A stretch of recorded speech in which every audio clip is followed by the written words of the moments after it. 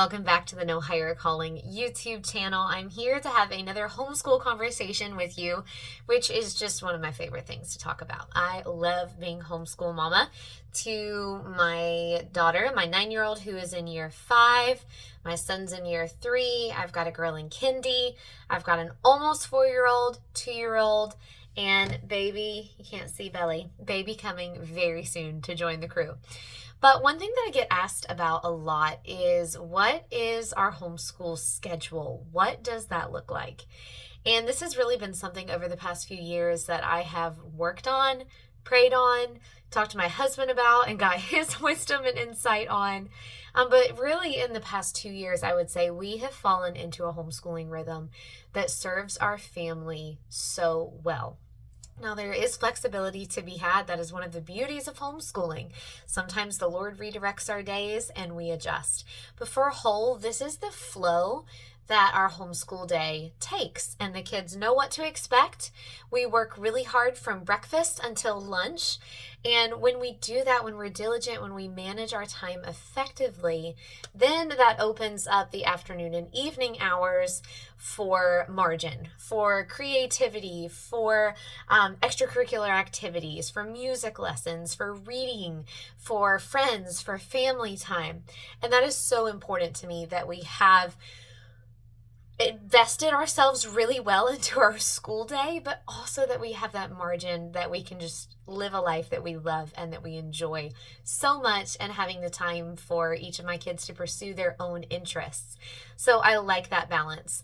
But after several years of trial and error and what works exactly for us and what doesn't, and let me just say here, this is always something that I just have in the back of my mind. As seasons change, we're about to add a new baby, things will get wonky for a little bit. But for the whole, we've really found this rhythm to be a great fit for our family. And there are several reasons why. I'll kind of talk about that as I go through what our daily homeschool rhythm looks like. But I'm going to hold up our paper. I'll probably show you a better picture here. But this is our homeschool day rhythm. And this is just tacked up on my desk so that I can see it, so that we can follow it. But really now it's become second nature. But for this school year, which we are currently in term 2, we're in Australia. So we start a brand new school year in January.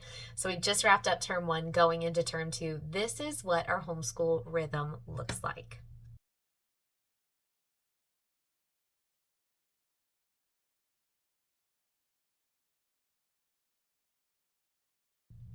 Okay, so first thing, my kiddos wake up at 7 a.m. That is the official wake up time, and from 7 to 7:30, they have a morning routine that they do, and that includes their devotional time. So what does their morning routine look like? For most of my kiddos, that involves getting up, making their beds, getting dressed, brushing hair, and doing their time with the Lord. So they all have a Bible reading that they do, and then some prayer time. I say they all, that's my oldest 3, my 3 that can read. My number 2 and number 3, part of their morning routine is that they each put away a rack of the dishwasher. So I wash dishes in the evening. By the next morning, they're ready to be put away. That's part of their morning routine. Even my going on 4-year-old has her morning routine. Now she makes her bed. I don't expect perfection, but if pillows where it's supposed to be and blankets somewhat smooth, we call it a win. I lay out the clothes for my 6 and 4-year-old so that they can just grab those, and there's no decision. Mom knows what the weather is. They're laid out, and that makes it very streamlined. And then obviously the 2-year-old is a work in progress, but I help her.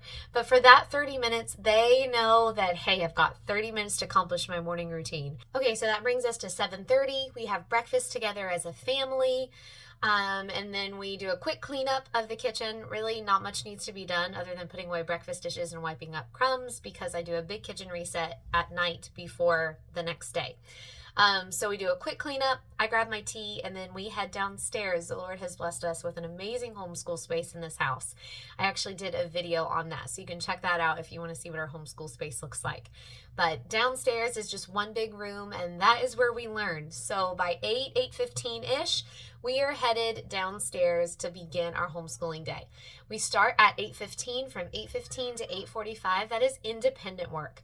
So my older 3 kids all have a checklist, which I'm planning to do a video to show you their checklist and what they do during that 30 minutes of independent work. But I am training. It's a work in progress, but I'm trying to train that we don't talk during this time.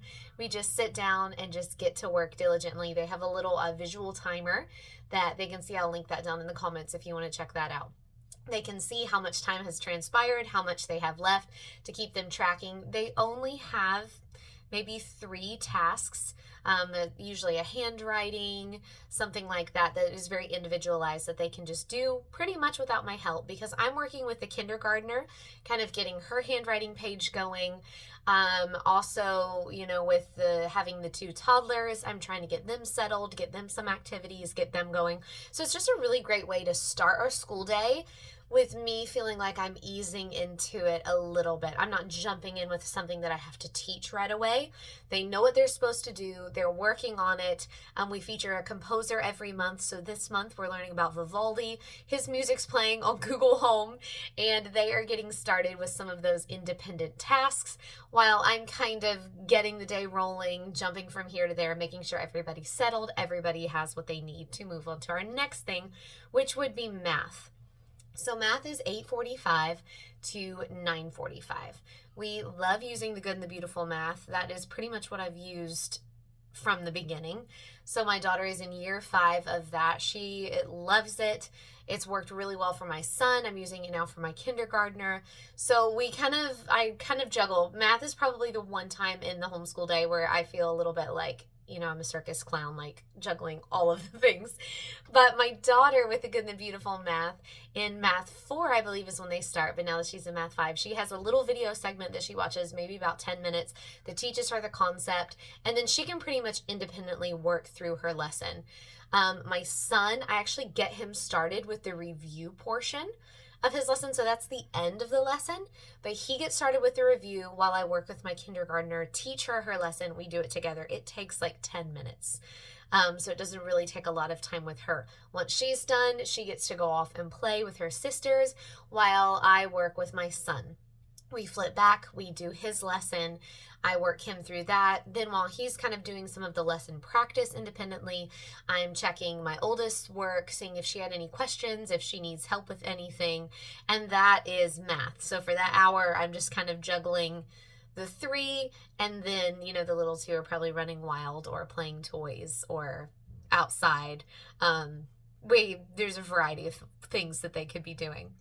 After math, that brings us to 9:45. So from 9:45 to 10:30, we have rotation subjects. So 2 days a week, that is going to be history. We're using the Good and the Beautiful's new history curriculum this year. And then 1 day a week, I actually have a rotation for each term. So term 1, we did Shakespeare. Term 2, we are doing IEW structure and style writing course. Term 3, we are going to explore some different classical literature with Greek mythology, Roman mythology, Grimm's fairy tales, Aesop's fables. That's the season that I'm going to have a newborn baby. So I just envision all of us curled up on the couch. It's going to be winter here in Australia. So we're just going to be cuddled up and reading a lot in term 3. Term 4, I plan to circle back around and do Shakespeare again as we dive into the 12th night. But that is 45 minutes for our rotation subject. Okay, by this point, we've done math, we've done our main rotation subject, they've done their independent work, they are ready to get out some wiggles, and Mama has some home stuff that she has to take care of. So from 10:30 to 11, this is their outside break. We have a lovely fenced-in backyard, lots of windows in the house where I can see the kids. So they go outside and play. We're trying to get 1,000 hours outside this year. So I turn on my tracker, and I go upstairs, and I race the clock and see how much can I get done in 30 minutes.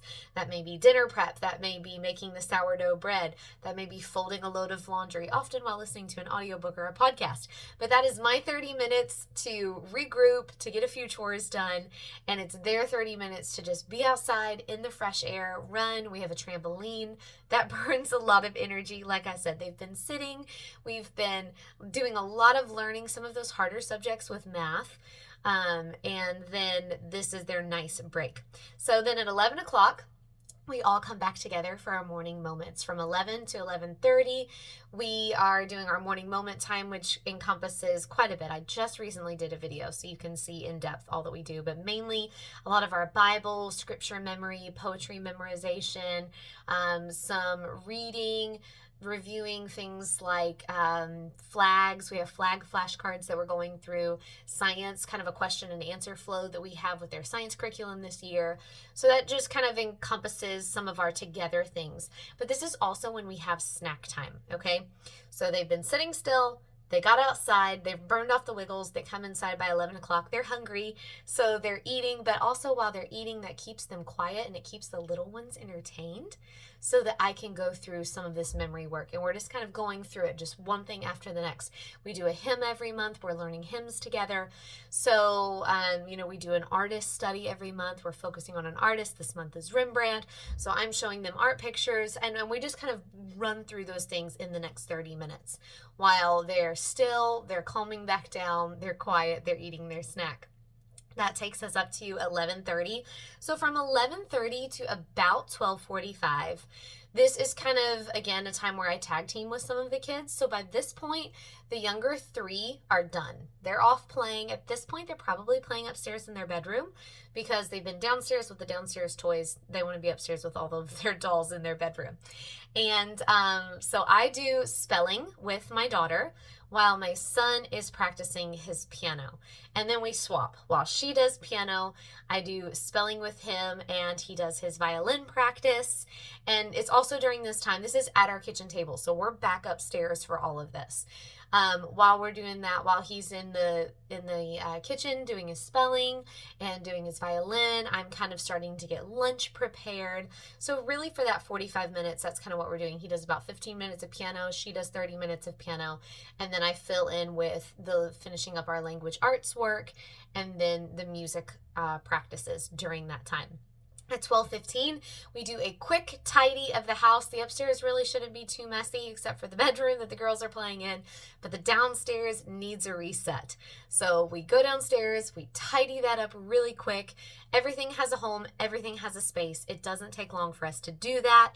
And then we're back upstairs by 1 o'clock. We do lunch.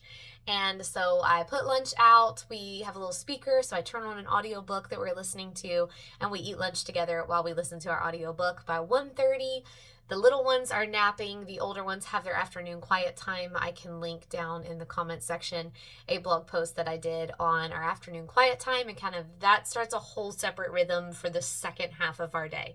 But that's it. That's pretty much our homeschool day, our homeschool rhythm. What we do, that changes completely on Wednesdays. Wednesday is Daddy Day, and he does Bible, he does science, he does a logic lesson. So he's got his Wednesday is abnormal. That's whatever his schedule wants to be. But as far as the days that I do school with the kiddos, this is our school day rhythm. And like I said, just really finding out a good flow that works for us, that helps the toddlers, upstairs a little, downstairs a little, outside a little, getting them different spaces. And even with my big kids, something to where they're just not spending all day at their desk. We're moving locations. They're getting a break outside. They're getting to eat their snack. Just changing those things up, I feel like helps keep them on track and not getting super burnt out. It also gives me a little window of time to get some stuff done in the morning. So this is really just what has worked so well for our family. If you have any questions, feel free to leave them down in the comment section. I think I've got everything, but I'll probably go back and watch this video and be like, oh, I forgot all these things to say. But let me know if you have any questions. Be sure to like this video if it was helpful and subscribe to the No Higher Calling YouTube channel. But I will join you guys next time.